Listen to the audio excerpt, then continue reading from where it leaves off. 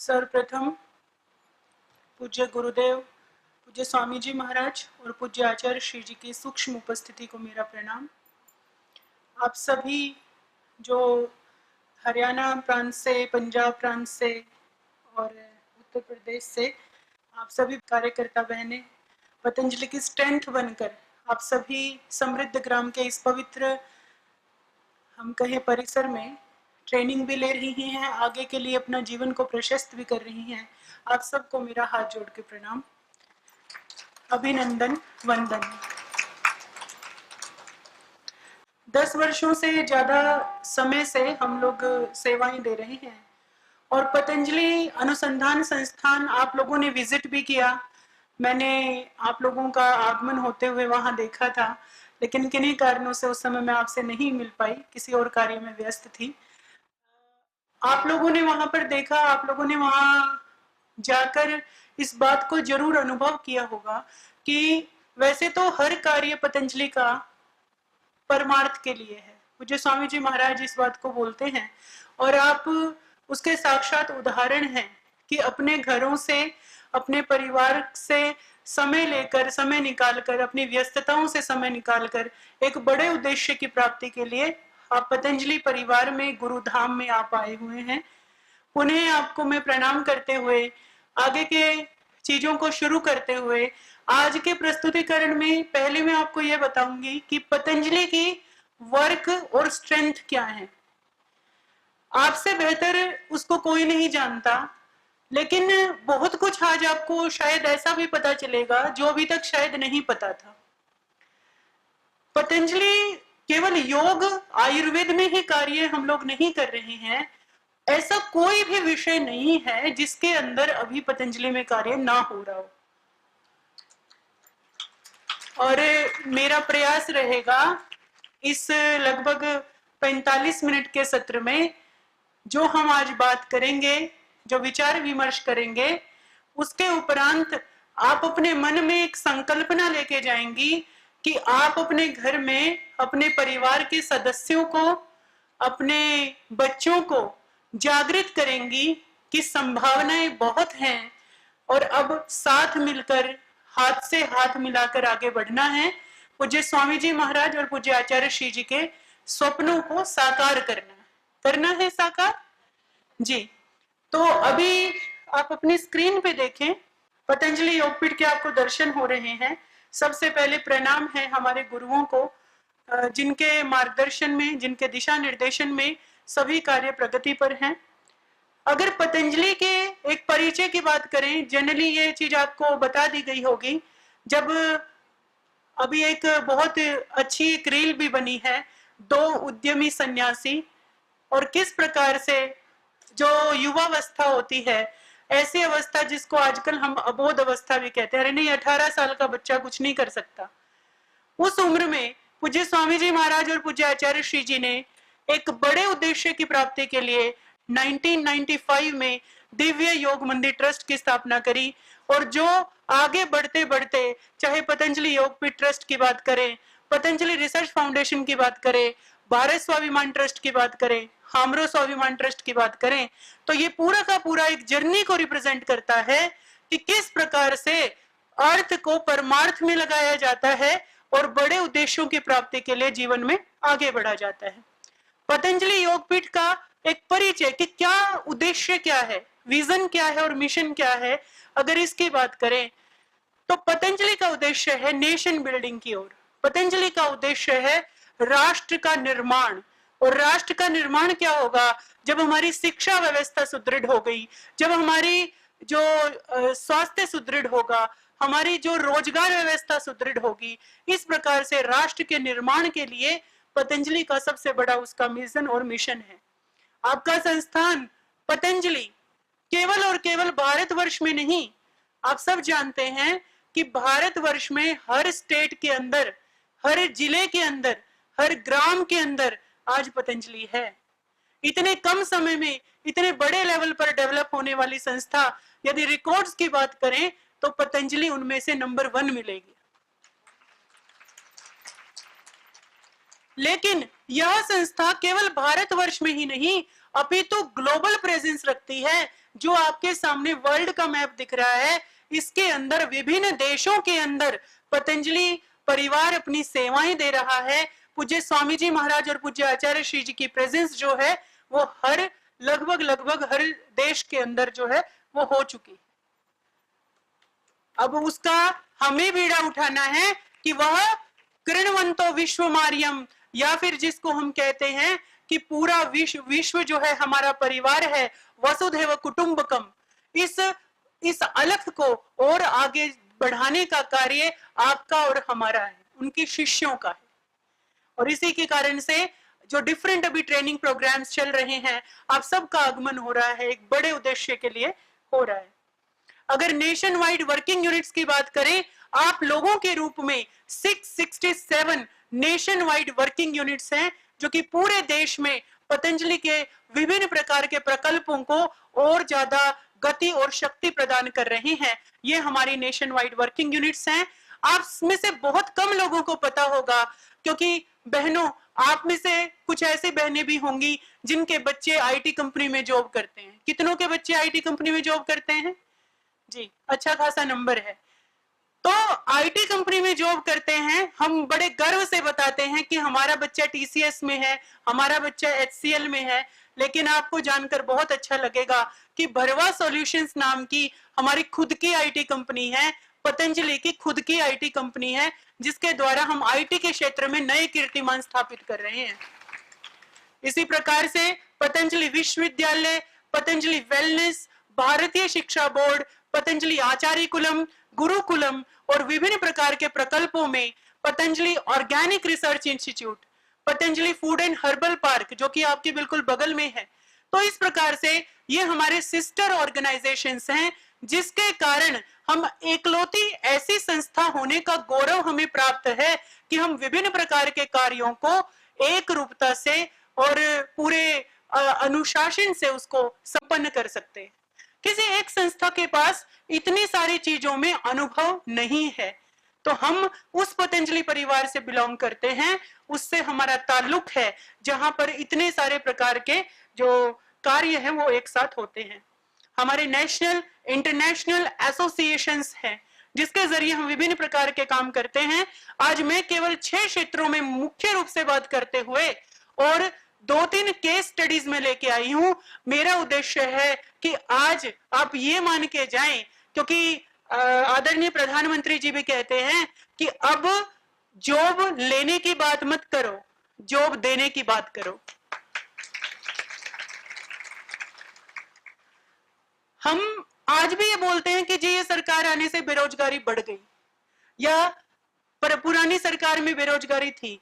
देखिए, जो बेरोजगारी की समस्या है ना, चाहे कितनी सरकार आ जाए, ऐसे की ऐसी ही रहेगी। तो करना क्या है? स्वरोजगार की तरफ जाना है। आज की प्रेजेंटेशन में आप कहां कहां पर अपने अंदर स्किल करके आगे ऊपर उठ सकते हैं, आगे बढ़ सकते हैं, उस विषय में आज हम कुछ केस स्टडीज के साथ चर्चा करेंगे। और इसी प्रांगण में हमने लगभग 7 राज्यों की महिलाओं को, स्वयं सहायता समूह की जो महिलाएं होती हैं, उनको यहाँ ट्रेनिंग देकर, उनको यहीं से सुदृढ़ बनाकर, और आज मुझे बड़ा खुशी है आपसे जाहिर करते हुए कि वह महिलाएं अपने एंटरप्राइजेस खुद विकसित कर चुकी हैं और एंटरप्रेन्योर्स बन चुकी हैं। तो पतंजलि संस्था रोजगार देने का काम तो कर ही रही है, लेकिन रोजगार सृजन के साथ साथ जो ऐसे व्यक्तित्व का निर्माण कर रही है जो कि आगे बढ़कर रोजगार दे सकते हैं। आज अगर अपने देश को सुदृढ़ करना है, अगर इकोनॉमिक पावरफुल बनाना है और इकोनॉमिक ट्रांसफॉर्मेशन करना है, तो ध्यान रखना सबसे बड़ी जिम्मेदारी हम सबके कंधों पर है, और बहुत आसानी से हम इस चीज को आगे बढ़ा सकते हैं। अपने घर में रहते हुए कैसे आप अपने बिजनेस को बढ़ा सकते हो, कैसे आप एक अपने अंदर स्किलिंग करके एक अचार, चटनी, मुरब्बा वगैरह बना के, जो कि माताएं हमारे घर में आराम से बनाती हैं, और कैसे उसको आप अपने एक बिजनेस की स्ट्रेंथ में डेवलप कर सकते हो, आज इस प्रेजेंटेशन में या इस विचार विमर्श में हम उन चीजों को साझा करेंगे। सबसे पहले मैं हेल्थ सेक्टर की बात करती हूँ। पतंजलि की खुद की हेल्थ और वेलनेस ड्राइव है, आप सब उसके सिपाहियों की तरह कार्य कर रहे हैं। लगभग 3000 से ज्यादा free consultancies OPD daily basis पर पतंजलि आयुर्वेद हॉस्पिटल में होती हैं। पतंजलि वेलनेस आप सब उससे परिचित हैं, और दुनिया में, देश में जितने भी ऐसे गंभीर रोग हैं उनके निवारण के लिए सबसे पहली जो एक आस जगती है कि पतंजलि वेलनेस, चलो बाबा जी के पास चलो, शायद हमारा रोग ठीक हो जाए। इसी प्रकार से ईएमआर सिस्टम के अंदर हम जो भी कार्य करते हैं वो पूरा प्रामाणीकरण के साथ करते हैं। 1 करोड़ से ज्यादा पेशेंट्स का हमारे पास डेटा है कि गत वर्षों में जो ठीक हुए हैं या जो उनका प्रभाव है वो सारा हम लोगों के पास सुरक्षित रहता है। पूरे देश में आप लोगों के स्वरूप में 10 लाख से ज्यादा वॉलंटियर्स जो हैं, जो कि कार्यकर्ता भाई और बहनें हैं, वो पूरे देश में रीढ़ की हड्डी की तरह पतंजलि योगपीठ को आगे बढ़ाने के लिए कार्य कर रही हैं। पतंजलि वेलनेस जो कि एक ऐसा कॉन्सेप्ट है जो सभी रोगों के निवारण में कार्य करता है, इंटीग्रेटेड पैथी के रूप में। अगर आपको कोई एलोपैथिक हॉस्पिटल मिलता है, कोई प्राकृतिक चिकित्सालय का केंद्र मिलता है, जो हरियाणा में बहने हैं, पट्टी कल्याणा पानीपत के पास, समालखा के पास बहुत एक अच्छा जो है नेचुरोपैथी का सेंटर माना जाता है और लोग वहां जा जाकर ट्रीटमेंट लेते हैं। लेकिन जब समग्रता की बात आती है, जब इंटीग्रेटेड पैथी की बात आती है, तो ना केवल नेचुरोपैथी, यज्ञोपैथी भी वहां पर कार्य करता है। पूज्य दीदी जी का हमारे बीच आगमन हो रहा है, जो नारी सशक्तिकरण का स्वयं एक उदाहरण है और त्याग और तपस्या जिनके जीवन का की सुगंधि में शामिल है। ऐसी पूज्य साध्वी जी को हमारा सबकी तरफ से बहुत बहुत बारंबार प्रणाम। आपसे आज्ञा लेते हुए इस वक्तव्य को आगे बढ़ाते हैं। जैसे कि योग ग्राम के विषय में आप जानते हैं कि योग ग्राम नेचुरोपैथी है, इंटीग्रेटेड पैथी है, उसका एक पूरा हब है। इसको बनाने से लेकर जो कि 2008 में जो इसका निर्माण कार्य हुआ, जो कि ये माना जाता है कि सबसे कम समय में इसका निर्माण कार्य हुआ, और उससे लेकर जो आज ये देश सेवा का, राष्ट्र सेवा का, हेल्थ और वेलनेस के ड्राइव का काम कर रहा है, वो कितने देशों के, लगभग 70 देशों के लोगों को ये लाभान्वित कर चुका है। इसी प्रकार से आप सब जानते हैं कि पतंजलि का एक बहुत एक्सटेंसिव जो डिस्ट्रीब्यूशन नेटवर्क है, जिसके जरिए स्वदेशी से स्वावलंबन की जो योजना है, पूज्य स्वामी जी महाराज के निर्देशन में आज पूरे देश में एक सुदृढ़ व्यवस्था के रूप में वो कार्य कर रही है। एजुकेशन सेक्टर की बात करें तो एजुकेशनल ड्राइव में आचार्य कुलम, जो कि मॉडर्न एजुकेशन के साथ साथ वैदिक एजुकेशन का एक बहुत बड़ा एक इंटीग्रेटेड मॉडल है। पतंजलि विश्वविद्यालय, जहां पर विभिन्न प्रकार के कोर्सेज को पढ़ाया जाता है, हायर एजुकेशन के अंदर एक बहुत बड़ा कीर्तिमान ये स्थापित किया है। इसी प्रकार से पतंजलि आयुर्वेद कॉलेज, जो कि सेंटर ऑफ एक्सीलेंस है मिनिस्ट्री ऑफ आयुष में भी, जहां पर हजारों की संख्या में रोगियों का प्रतिदिन इलाज का कार्य होता है। भारतीय शिक्षा बोर्ड, जो कि आप सब जानते हैं कि हमारे लिए एक गर्व की बात है कि भारतीय शिक्षा बोर्ड के निर्माण का कार्य पूज्य स्वामी जी महाराज के निर्देशन में हुआ, और आज ही नहीं, आने वाले कई वर्षों में जो लाखों छात्रों को लाभान्वित करेगा। आज इंडियन नॉलेज सिस्टम की बात की जाती है, आज बड़े बड़े सेमिनार्स होते हैं कि इंडियन नॉलेज सिस्टम को कैसे प्रिजर्व करें, लेकिन उसके बुनियाद में ही जब भारतीय शिक्षा बोर्ड हो तो इंडियन नॉलेज सिस्टम अपने आप ही प्रिजर्व होगी। अब थोड़ा सा मैं आपको रिसर्च का भी परिचय देती हूँ। पतंजलि रिसर्च फाउंडेशन, जहां आपने विजिट भी किया, बहुत सारी लेबोरेटरीज वहां पर हैं। जितने भी एक्रीडेशंस या अहर्ताएं या एलिजिबिलिटीज होती हैं या जो क्राइटेरियाज होते हैं, जैसे NABL स्टैंडर्ड्स हैं या NABH एक्रीडेटेड हॉस्पिटल है, तो हमारे पास वो सभी अहर्ताएं हैं। इस सेशन के उपरांत आदरणीय डॉक्टर अनुराग वार्ष्णेय जी भी आपको उसके विषय में पूरा डिटेल में बताएंगे कि क्या हमारा उद्देश्य है, एविडेंस बेस्ड रिसर्च में हम क्या क्या कार्य कर रहे हैं, उसके विषय में आपको डिटेल में जानने को मिलेगा। इसी प्रकार से वर्ल्ड हर्बल एनसाइक्लोपीडिया, जो कि विश्व भेषज संहिता, आप सबको जानकर अच्छा लगेगा। कोई भी कार्य पतंजलि का कोई छोटा कार्य नहीं है, हर कार्य इतना ज्यादा विराट है, इतना विहंगम है।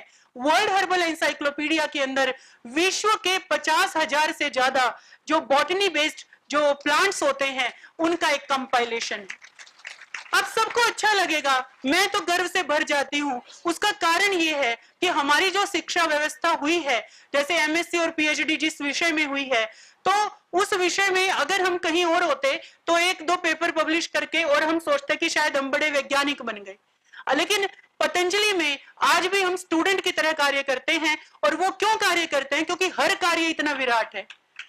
वर्ल्ड हर्बल एनसाइक्लोपीडिया के अंदर विश्व की 2000 से ज्यादा भाषाओं में 12 लाख से ज्यादा वर्निकुलर नेम्स हैं।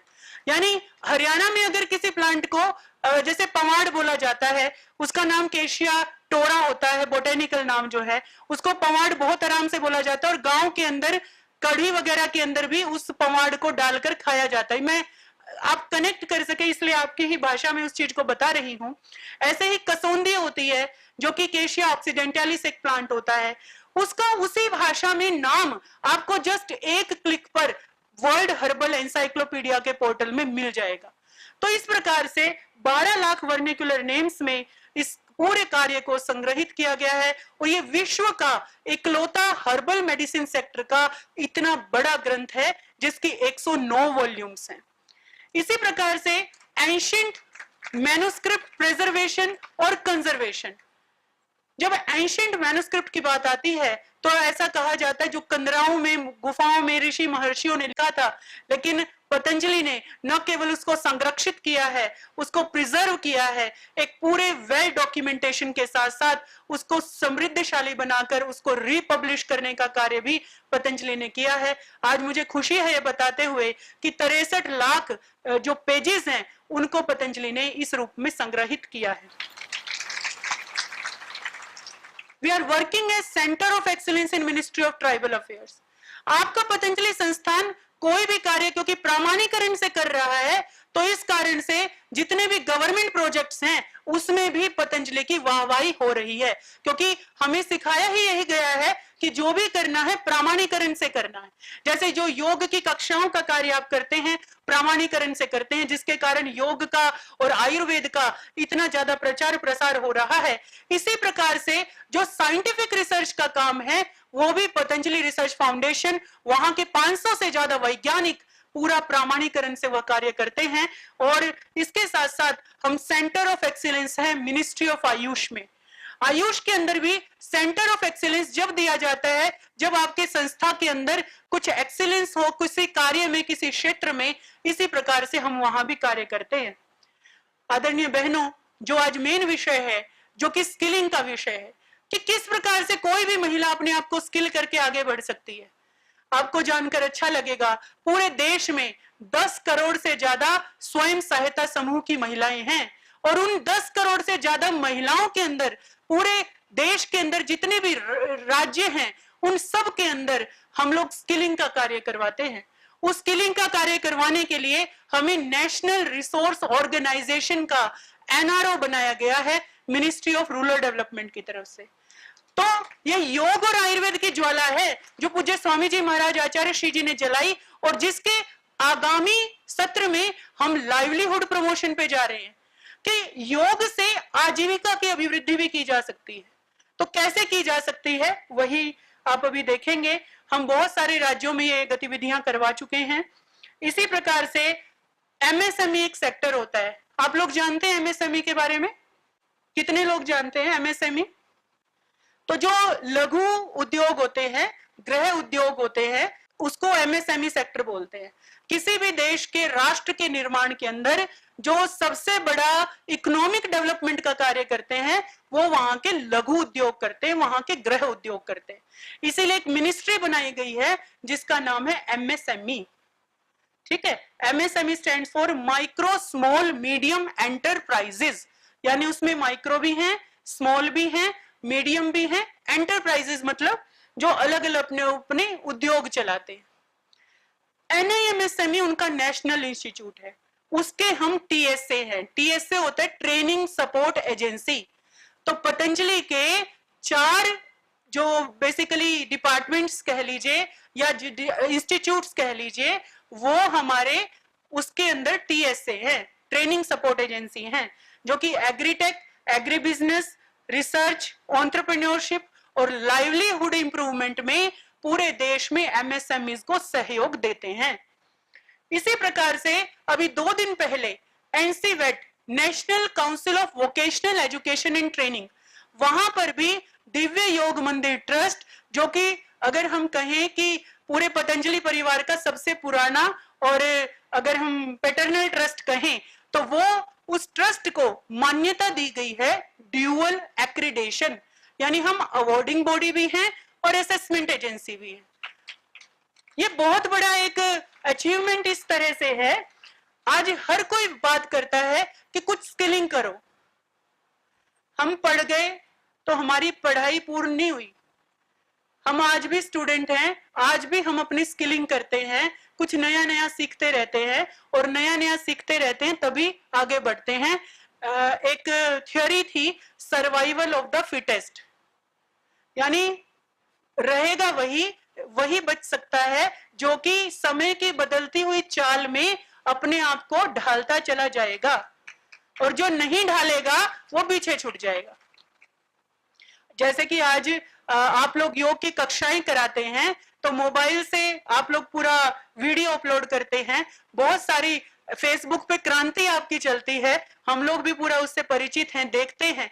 तो यह क्रांति ही तो है, डिजिटल क्रांति है। तो इस संदर्भ में डीवाईएमटी, जिसको एनसीवेट का रिकॉग्नाइजेशन मिला है, हम 66 वोकेशनल एजुकेशन के कोर्सेज को लॉन्च कर रहे हैं और यह 13 सेक्टर्स में कर रहे हैं, 13 सेक्टर्स के अंदर। 13 सेक्टर्स में इन 66 कोर्सेज को न केवल आप करें, अपने बच्चों को प्रेरित करें, समाज को प्रेरित करें और वोकेशनल एजुकेशन के साथ जुड़कर अपने गुणों को, अपनी स्किलिंग की पावर को बढ़ाएं। सिमिलरली हम एग्रीकल्चर पे काम करते हैं और लगभग आज तक अगर हम एक प्रामाणिक रूप से बात करें, जिनका हमारे पास डॉक्यूमेंटेशन वगैरह है, लगभग हम लोग 4.5 लाख लोगों को ट्रेन कर चुके हैं। और ये वो 13 सेक्टर्स हैं, योगा, वेलनेस से लेकर, एग्रीकल्चर से लेकर, फूड प्रोसेसिंग से लेकर, आईटी से लेकर, हैंडीक्राफ्ट, कारपेट से लेकर, लॉजिस्टिक्स से लेकर, बायोलॉजिकल रिसर्च से लेकर, आयुर्वेद से लेकर और एंटरप्रेन्योरशिप डेवलपमेंट तक। इन 13 सेक्टर्स में पूरे देश के अंदर लगभग 4.5 लाख लोगों को ट्रेन किया जा चुका है। यद्यपि यह नंबर और भी ज्यादा है योग के क्षेत्र में, जिसको पूज्य स्वामी जी महाराज और आचार्य श्री जी ने पूरे आपके स्वरूप में एक पूरी श्रृंखला उसकी तैयार की है। योग सेक्टर में भी हम लोगों ने मिनिस्ट्री के साथ मिलकर आरपीएल प्रोग्राम, जो ट्रेनिंग्स होती हैं, उसको हमने एक बड़ा कार्यक्रम उसका किया। आप सब जानते हैं स्किलिंग के लिए मिनिस्ट्री ऑफ आयुष के योगा सर्टिफिकेशन बोर्ड का भी हम एक्रीडेटेड बॉडी हैं, जिसके जरिए योग की जो लेवल 1, 2, 3 का जो सर्टिफिकेशन है वो भी पतंजलि संस्था प्रदान करती है, उसका भी हमारे पास एक्रीडेशंस हैं। इसी प्रकार से यूनिवर्सिटी ऑफ पतंजलि योगायु ऑनलाइन ट्रेनिंग और सर्टिफिकेशन कोर्सेज भी चलाती हैं, जो न केवल देश में बल्कि विदेश के विद्यार्थी भी वहां से शिक्षित हो रहे हैं।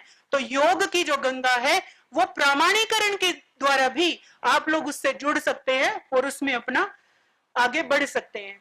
आयुर्वेद सेक्टर में जितने भी आपके विद्यार्थी या आपके बच्चे ऐसे हों जिन्होंने बीएमएस किया है, न केवल बीएमएस किया है, एमबीबीएस किया है, और एमबीबीएस करने के साथ साथ वो थोड़ा सा अपना आयुर्वेद के क्षेत्र में भी आगे बढ़ना चाहते हैं। आजकल इंटीग्रेटेड पैथी का जमाना है, तो इस प्रकार से वैद्य ट्रेनिंग प्रोग्राम भी पतंजलि परिवार के माध्यम से पूरे देश में चलाए जाते हैं। अगर एग्रीकल्चर ट्रेनिंग की बात करें तो जैसे आप ये यहाँ पर देख रहे हैं सांप सीढ़ी, इसको जैविक सांप सीढ़ी कहते हैं। जब ट्रेनिंग कराते हैं तो इस प्रकार से भी हमें अपनी भाषाओं को रखना पड़ता है। जैविक कृषि करने के क्या लाभ हैं, अगर मैं एक लेक्चर देके चली जाऊं तो आपको समझ में नहीं आएगा। लेकिन अगर जैविक कृषि के क्या लाभ हैं, अगर आप सांप सीढ़ी के माध्यम से समझेंगे कि अगर आपने वहां पर पेस्टिसाइड यूज करा तो सांप काट लेगा, आप नीचे आ गए। तो इस प्रकार से समझाने की प्रक्रिया, आप खुद योग के शिक्षक रहे हैं, इस प्रकार से समझाने से जो हमारा ऐसा तबका है रूरल डेवलपमेंट की जब हम बात करते हैं तो वो ज्यादा अच्छे से क्लैरिटी से समझते हैं। वीडियोस वगैरह दिखाने से ज्यादा अच्छे से क्लैरिटी से समझते हैं, उनको ऐसे करते हैं। हम बायोलॉजिकल रिसर्च में भी न केवल देश में अपितु विदेश के में भी जो स्टूडेंट्स हैं उनको हम ट्रेनिंग्स वगैरह देते हैं। अब हम केस स्टडी की बात करते हैं, ये डायरेक्टली आपसे लिंक्ड है। आप में से कितनी ऐसी बहनें हैं जो कि कृषि संबंधी कार्यों में अभी भी कार्य कुछ करती हैं, जिनकी पारिवारिक पृष्ठभूमि कृषि संबंधी रही है और जो अभी भी कृषि कार्य करते हैं? बहुत अच्छा नंबर है। हम सबको गर्व की अनुभूति होनी चाहिए कि हम उन परिवारों से हैं जो कि किसानी का काम जिन्होंने किया है। तो इसमें शर्माने की बात नहीं है, गर्व की बात है। गर्व की बात क्या है? अन्नदाता सबसे बड़ा दाता है। अगर जिसके भी हम बात करें, परमात्मा तो सबका ही दाता है, लेकिन अन्नदाता उसके बाद सबसे बड़ा दाता है, जो कि अन्न उपजाकर पूरे राष्ट्र को और पूरे देश को, नागरिकों को जीवंत रखे हुए हैं। इसी प्रकार से फार्म लाइवलीहुड सेक्टर में हम ट्रेनिंग प्रोग्राम्स करते हैं, लाइवलीहुड इंप्रूव करने का काम करते हैं। अब आप इससे कैसे जुड़ सकते हैं, उस विषय पर चर्चा करेंगे। और क्योंकि ये चर्चा है, हमारे पास अभी है 10-15 मिनट, तो आप अपना जो है इसमें क्वेश्चंस भी पूछ सकते हैं और उसके बाद इसको एक इंटरेक्टिव सेशन में रखेंगे। फार्म लाइवलीहुड सेक्टर में पूज्य आचार्य श्री जी ने पतंजलि ऑर्गेनिक रिसर्च इंस्टीट्यूट के वैज्ञानिकों के साथ मिलकर धरती का डॉक्टर किट बनाई है। जब हम फील्ड की बात करते हैं, किसानी की बात करते हैं, सबसे पहले हमारे दिमाग में आता है कि हमारी मृदा का स्वास्थ्य कैसा है। आज क्या हो रहा है कि जो हमें पेस्टिसाइड जितना यूरिया दे दिया, हमें लगता है सब डाल दो। मैं केवल एक उदाहरण से आपको ये चीज समझाना चाहूंगी। अगर आपको बुखार हो रखा है, आप डॉक्टर के पास जाते हो, डॉक्टर आपका टेस्ट करता है, कहता है कि हाँ इतना बुखार है। अगर उसको समझ नहीं आता या फिर भी बुखार नहीं उतरता दवाई देने से, वो और ब्लड टेस्ट करवाता है और पता चल जाता है या तो मलेरिया है या टाइफाइड है। अब आपको पता है मलेरिया के सिम्टम्स अलग हैं, टाइफाइड के सिम्टम्स अलग हैं, और तो डॉक्टर आपको दवाई देता है उस रोग के अनुसार।